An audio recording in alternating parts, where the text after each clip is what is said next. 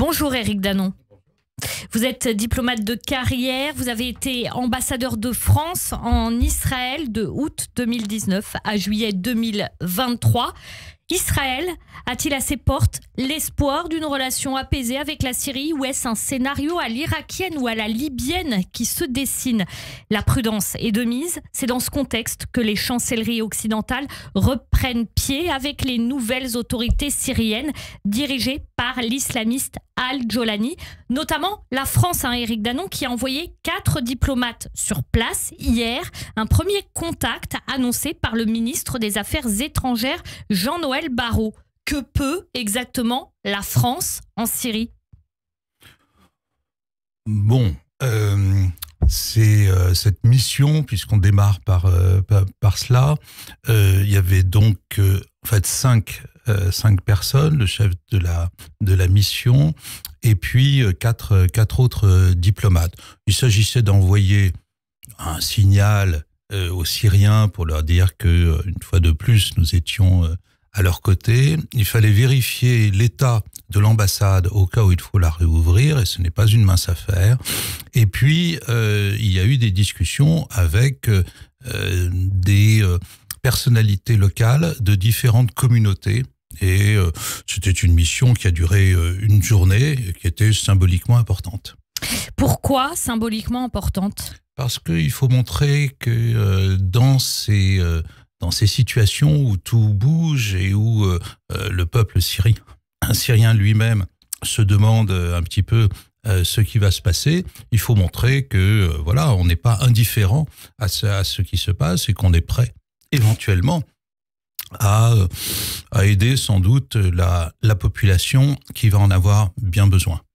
Justement, Israël est très prudent par rapport à ce qui se passe en Syrie. Il faut dire que c'est un islamiste, Al-Jolani, qui est aujourd'hui le nouvel homme fort de Damas. Israël restera sur le mont Hermon jusqu'à un arrangement avec la Syrie pour garantir sa sécurité, a dit hier Binyamin Netanyahou. Ce serait quoi un arrangement qui garantirait la sécurité d'Israël aujourd'hui? Ce serait plusieurs choses, mais essentiellement de reproduire l'accord qu'il y avait entre Israël et la Syrie de Bachar el-Assad pour qu'il n'y ait pas de tension trop forte à la frontière entre la Syrie et Israël. Pourquoi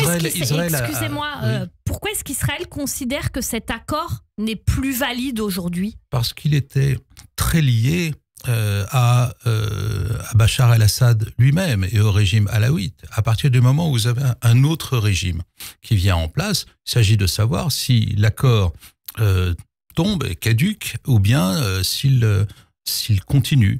Et pour le moment, le rapport de force fait que on peut être optimiste sur le fait que Israël va trouver un accord avec les nouvelles autorités, en admettant d'ailleurs que ce soit avec Al-Golani, enfin le nouvel homme fort de la Syrie, ou avec...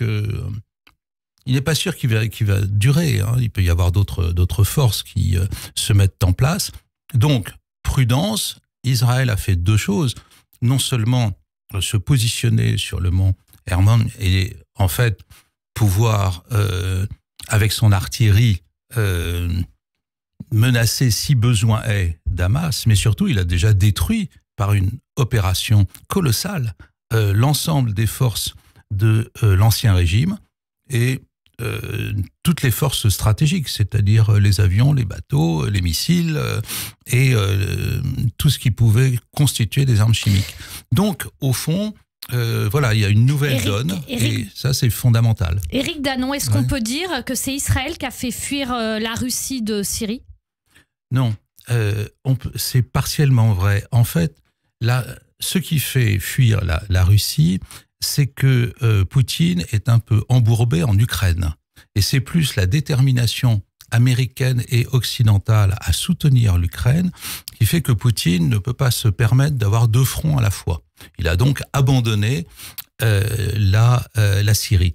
En revanche, ce que l'on peut dire, c'est que c'est l'action d'Israël contre les proxys de l'Iran qui fait que l'Iran... Contre le Hezbollah, par exemple. Contre le Hezbollah, contre le Hamas, contre les Houthis, qui fait que l'Iran aussi a abandonné Bachar el-Assad. Donc, vous avez un double abandon, pourrait-on dire, de la Russie, essentiellement à cause de l'Ukraine, et de l'Iran, essentiellement à cause de l'action d'Israël contre les proxys iraniens. L'ONU condamne la présence israélienne sur le mont Hermon. Qu'est-ce qu'on peut en dire de ce positionnement de l'ONU dans cette situation aujourd'hui qui est chaotique? Si vous voulez, ce qu'on peut en dire de plus juste, je crois, c'est que c'est l'effondrement de l'ONU dans cette affaire au Proche-Orient depuis longtemps.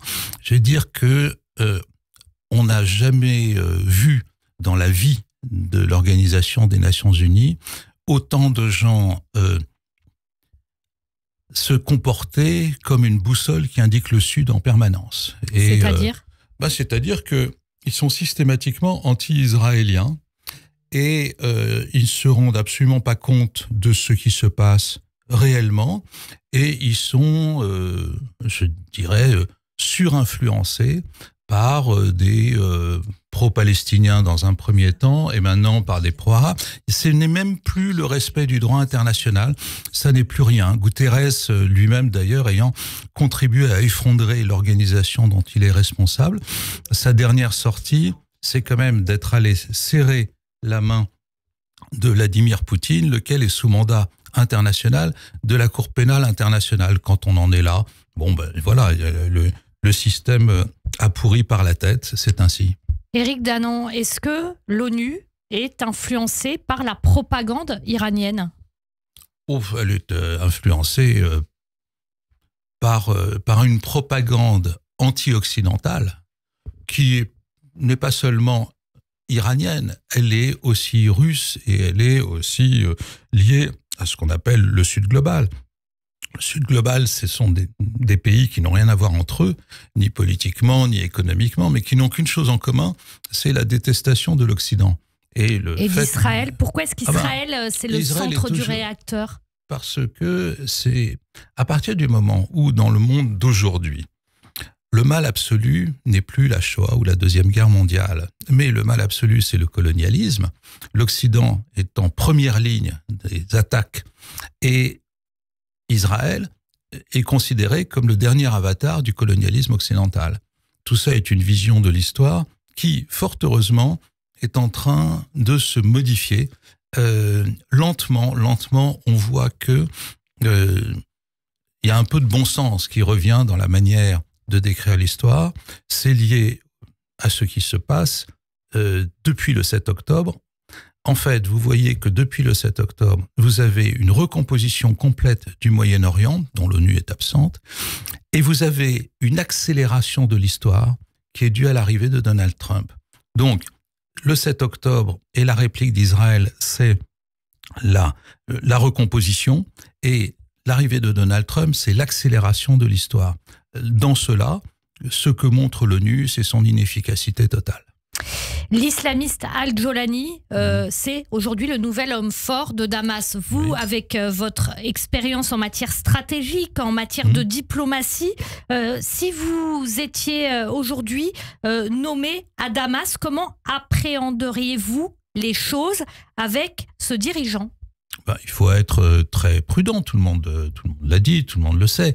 Il a un pédigré qui est effectivement celui d'un islamiste pur et dur. Cela étant, il faut prendre aussi les choses comme elles sont. Pour le moment, il a des déclarations qui sont plutôt intéressantes en matière notamment de protection ou de sauvetage des minorités. Il a rien d'agressif à ce stade contre Israël.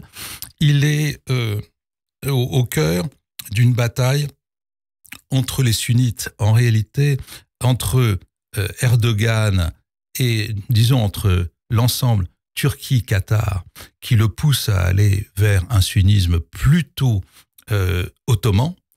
Et en face de ça, vous avez l'Arabie saoudite qui attire cette partie du Proche-Orient vers un sunnisme plutôt pro-arabe. Dans les deux cas, ce que l'on voit, c'est un recul du chiisme dans la zone, c'est-à-dire que la frontière, entre guillemets, la ligne frontière, évidemment c'est une ligne floue, du chiisme dans la région recule vers Téhéran.